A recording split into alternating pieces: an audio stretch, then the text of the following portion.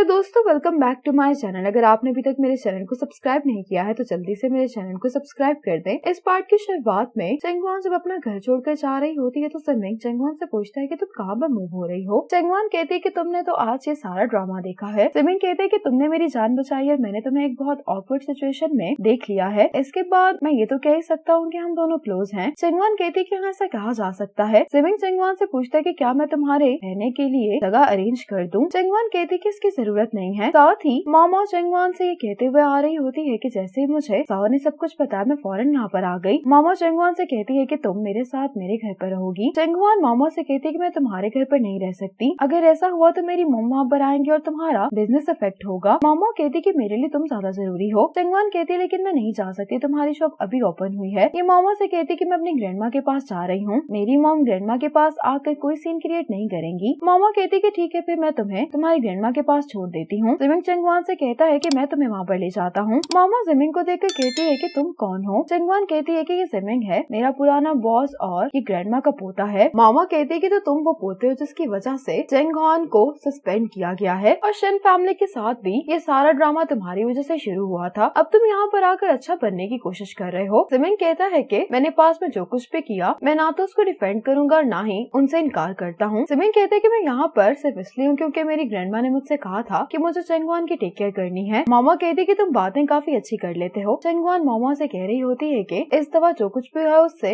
Summing का कोई लेना देना नहीं है। चंगवान समिंग से सॉरी करती है और ये मामा के साथ यहाँ से चली जाती है। वापस जाते हुए मामा चंगवान से कह रही होती है कि तुम्हारी मॉम को अपनी लाइफ में बहुत कम खुशी मिली है, ऊपर से तुम लोगों के घर के साथ ये मसला हो गया और तुम लोगों का घर भी डिमोलिश नहीं हुआ, जिसकी वजह से तुम्हारी मॉम की सारी उम्मीदें टूट गयी। मैं तुम्हारी मॉम को सपोर्ट नहीं करी, मैं बस फैक्ट बता रही हूँ। इस बार तो वाकई में उन्होंने हद कर दी है। चंगवान कहती कि मेरी वैल्यूज और मेरी मॉम की वैल्यूज में बहुत फर्क है। जियालिंग मुझे जॉब ऑफर करने के लिए आया था, मेरी फैमिली को पैसों की जरूरत भी थी लेकिन मैंने इनकार कर दिया। जाओ ने ट्यूटरिंग करके जितने पैसे जमा किए थे वो उसने मुझे सेंड कर दिए ताकि हम लोग मिलकर घर रेनोवेट करवा सके। हम दोनों ने फैसला कर लिया था कि हम एक दूसरे की मदद के साथ अपनी सारी प्रॉब्लम्स ठीक कर लेंगे, लेकिन मेरी मॉम ने ऐसा करके सब कुछ खराब कर दिया। मामू को जैसे ही ये बात पता चलती है कि साओ आजकल डिलीवरी बॉय के तौर पर काम कर रहा है तो ये पूछती है कि वो तो लॉ फर्म में काम कर रहा था ना। तो चंगवान कहती है कि जियालिंग से मेरे ब्रेकअप के बाद लॉ फर्म में उसको बुली किया जाता था, इसी वजह से उसने रिजाइन दे दिया। मामा कहती कि तुम्हारे साथ बहुत बुरा हुआ है, मैं भी तो इसी फैमिली का मेंबर हूँ, इसलिए अगर तुम्हें कुछ चाहिए हो तो तुम मुझे बता सकती हो। चंगवान इस बात पर हल्का सा मुस्कुरा देती है। मामा चंगवान से कहने लगती है कि अगली दफा जब तुम डेट करोगे तो तुम किसी हैंडसम लड़के को चुनना, लड़के भी तो लड़के में ब्यूटी ही देखते हैं। चंगवान कहती कि अभी मैं इन सब बातों के बारे में नहीं सोचना चाहती, मुझे सिर्फ अपने करियर पर फोकस करना है। हीदोंग समिंग से कह रहा होता है कि शिंगैनली प्रोजेक्ट के लिए ये काफी मुश्किल टाइम चल रहा है, इसलिए तुम मुझे जल्दी जवाब दो। समिंग हीदोंग से कहता है कि इस प्रोजेक्ट को डिले करने में मेरी मदद करो। हीदोंग कहते हैं कि तुम मेरी बात को सीरियसली नहीं ले रहे। समिंग हीदोंग से कहता है कि जाकर सनफ्लावर्स का